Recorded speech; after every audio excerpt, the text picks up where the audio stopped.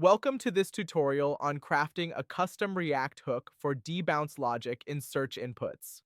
Have you ever noticed how, in modern web applications, typing into a search bar doesn't always result in an immediate search? That's because of debounce logic, which is essential for improving application performance and user experience. Today, you'll learn how to create your own custom React hook to implement this functionality. By doing so, you'll not only optimize performance, but also ensure a smooth, efficient user experience in your applications. Stay with us, and by the end of this video, you'll have a powerful tool in your developer toolkit. If you find this content helpful, make sure to subscribe to our channel for more high-quality tutorials that keep you updated with the latest in web development. Let's dive into the theory behind what we're building today. React hooks are a powerful feature that allows functional components to utilize state and other React features without writing a class. It's like giving your functions superpowers to manage side effects and state more effectively. Now, debouncing is a technique used to limit the frequency of a function call. Imagine you're typing into a search box. Without debouncing, you'd trigger a search with every keystroke, which can be both inefficient and costly. Instead, debouncing waits until you've stopped typing for a set delay before executing the search.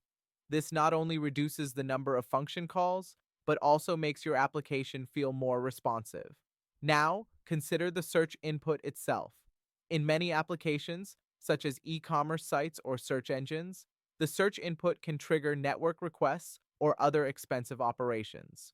By debouncing these actions, you can significantly reduce server load and improve response times, creating a better experience for users.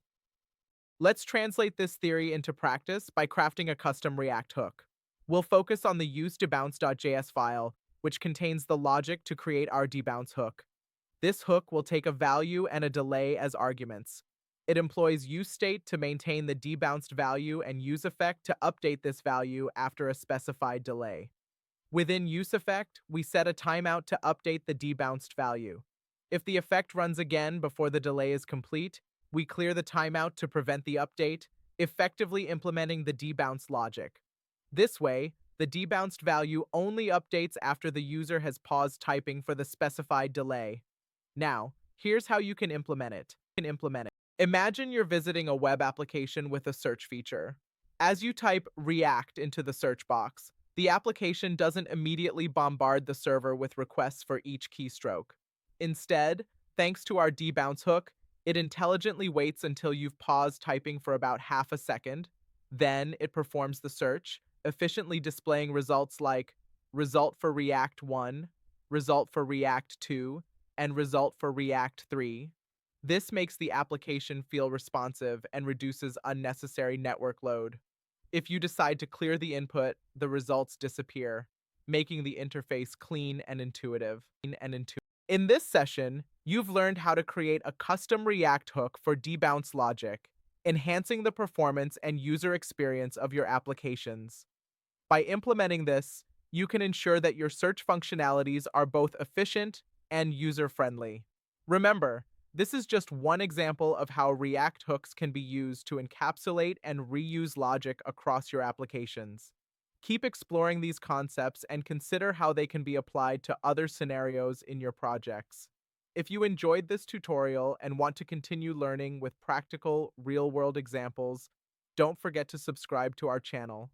Together, we'll accelerate your learning journey in web development. Thank you for watching, and happy coding.